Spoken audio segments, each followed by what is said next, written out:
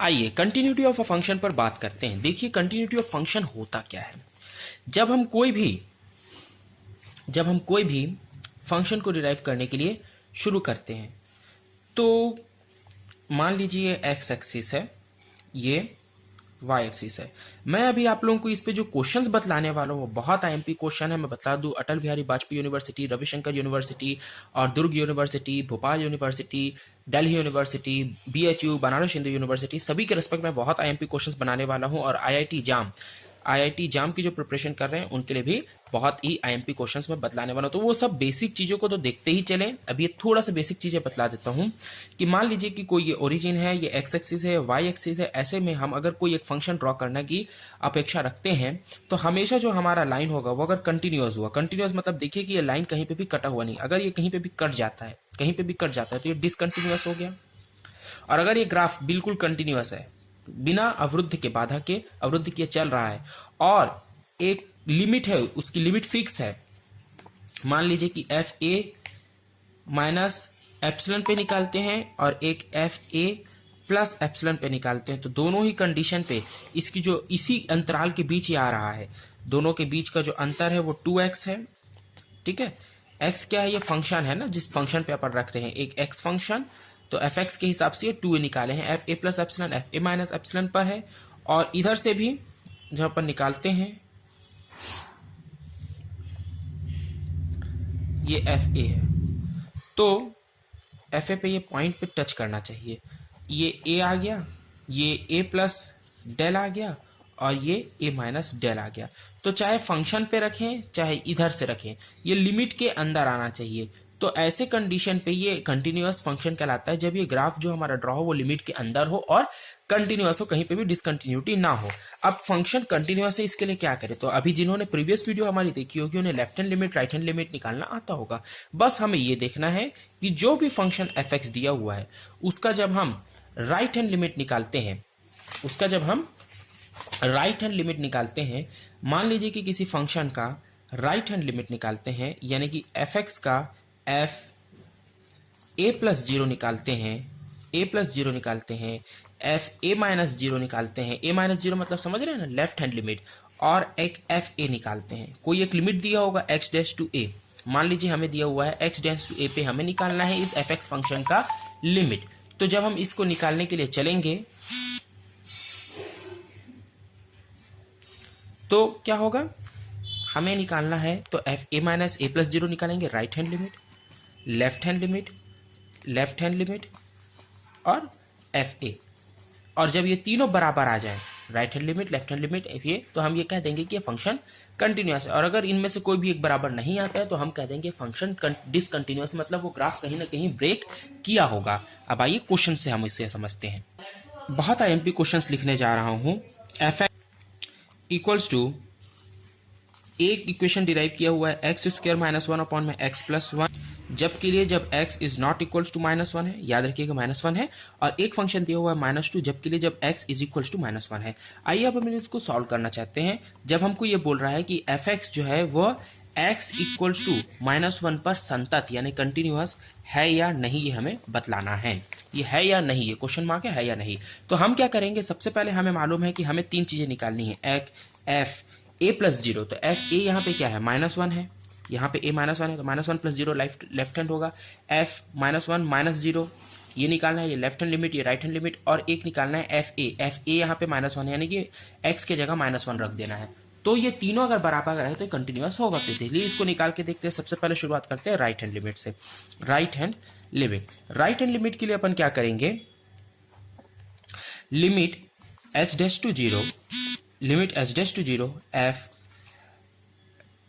F अपन को क्या करना है, h dash to zero f minus h plus one, क्योंकि हम जो भी लिमिट रहती है उसमें प्लस एच करके राइट हैंड लिमिट में एक्स के जगह पे रखते हैं। तो ये रखा गया, एफ एक्स होता है तो एक्स के जगह पे माइनस वन प्लस एच। अब इसके बाद में इक्वल्स टू आएगा, इधर का जो हिस्सा आएगा वो आएगा limit h tends to zero. अब यहीं पे महत्वपूर्ण चीज है कि ये हम कौन सा इक्वेशन चुने, ये वाला इक्वेशन चुने या ये वाला इक्वेशन चुने। यहां पे है limit h tends to zero और हम किसके लिए निकालने जा रहे हैं, F minus one plus zero के लिए। ध्यान दीजिएगा f-1 प्लस जीरो के लिए राइट हैंड लिमिट है, इसलिए इसमें +1 लगा है। और जब हम इसको लिखते हैं ना, हालांकि ये तो है f-1 ही, आप लोग बोलेंगे प्लस जीरो से क्या फर्क पड़ता है, पर ये प्लस जीरो क्या का साइन है? प्लस जीरो यही इंडिकेट कर रहा है कि -1 से कुछ ज्यादा, इतना ज्यादा कि वो नेग्लिजिबल, इसलिए हम जीरो लिखे हैं। पर प्लस जीरो लिखने का तात्पर्य ये है कि एकदम थोड़ा सा ज्यादा, यानी कि -1 तो नहीं होगा, -1 तो नहीं होगा। तो -1 नहीं होगा तो यही वाला आएगा, x is not equals to -1, क्योंकि x इक्वल्स टू -1 तो ये है। तो x is not equals to -1 वाला इक्वेशन x स्क्वायर -1 अपॉन में x प्लस 1 है, तो इस पे अपन रखेंगे। तो x स्क्वायर -1 अपॉन में x प्लस 1 है, तो अपन x स्क्वायर की जगह क्या रखेंगे, क्योंकि हम राइट हैंड लिमिट निकाल रहे हैं और हमें लिमिट निकालना है x इक्वल्स टू 1 पे, तो -1 प्लस h हो जाएगा। a प्लस h होता है ना, तो यहाँ पे a माइनस h 1 है, तो -1 प्लस h प्लस 1 -1 था x स्क्वायर, तो x स्क्वायर -1 और अपॉन में x प्लस 1 है, तो x के जगह पे आएगा -1 प्लस h प्लस 1। इसको अपन क्या करेंगे, सॉल्व करते हैं। तो इसको जब सॉल्व करेंगे तो अब तो नॉर्मल सॉल्व करना है। लिमिट h टेंड्स टू 0, -1 का स्क्वायर 1 ही होना है, h का स्क्वायर a प्लस b के होल के स्क्वायर से एक्सपांशन कर रहे हैं, और यहाँ पे आ जाएगा -2h, माइनस होने के कारण, और -1 ये -1, फिर उसके बाद में -1 और +1 कट जाएगा, यहाँ पे नीचे में सिर्फ h बचना है। अब इसके बाद में इसको जब सॉल्व करेंगे, यहाँ पे सॉल्व कर देते हैं, तो जब इसको सॉल्व करेंगे तो लिमिट h टेंड्स टू 0 है, तो इसको लिमिट को अपन अब रख देते हैं। तो लिमिट को जैसे ही रखेंगे, इसको सॉल्व कर लेते हैं पहले। तो h स्क्वायर -2h, ये +1 -1 कट जाएगा, तो यहाँ पे क्या बचेगा, h भी कॉमन निकल के कट जाएगा, ये +1 और -1 कट गया, यहाँ से h दोनों से कॉमन निकलेगा, तो ये h बन जाएगा, और ये h हटेगा, ये h बाहर आ गया, ये h कट जाएगा, तो h -2 बच गया, h -2 बच गया, ये -h बचेगा, माइनस था तो -h बचेगा, -h -2 बच गया। Limit h tends to 0 -h -2, और जब हम h की जगह 0 रखेंगे तो यहाँ पे -2 हमें मिलने वाला है। क्या मिल जाएगा, -2 मिल जाएगा। यानी कि जो हमारा राइट हैंड लिमिट निकला, ये h की जगह, ये प्लस h ही है, प्लस h की जगह जब 0 रखेंगे तो ये राइट हैंड लिमिट जो हमारा निकला वो -2 निकला। अब इसी प्रकार से लेफ्ट हैंड लिमिट निकालते हैं, इसी प्रकार से लेफ्ट हैंड लिमिट निकालते हैं। तो आइए लेफ्ट हैंड लिमिट के लिए चलते हैं।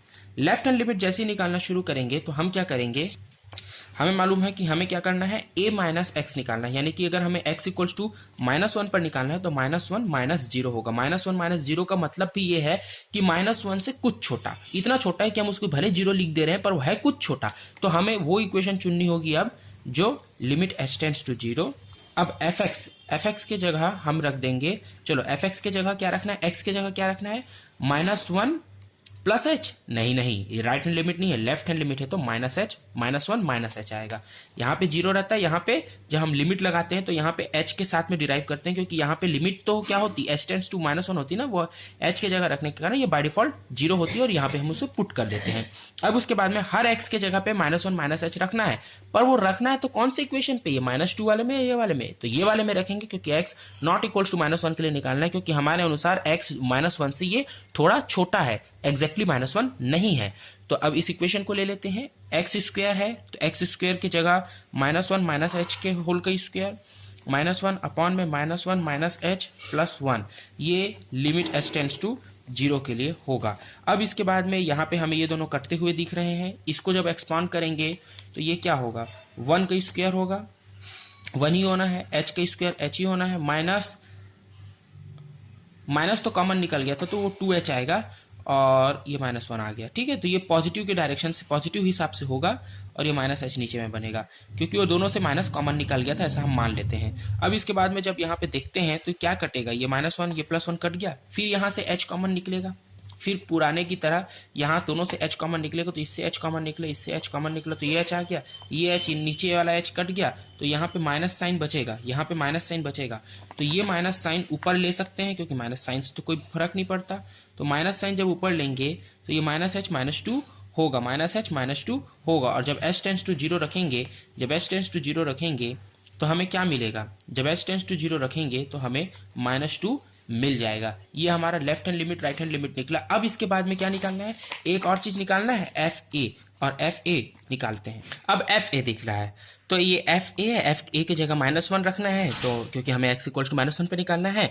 और ये तो ये देखिए यहाँ पे जब इसको निकालेंगे तो ये ध्यान देने की बात है, यहीं पे लोग गलत करते हैं। f -1 पे निकालना है, f -1 पे निकालना है।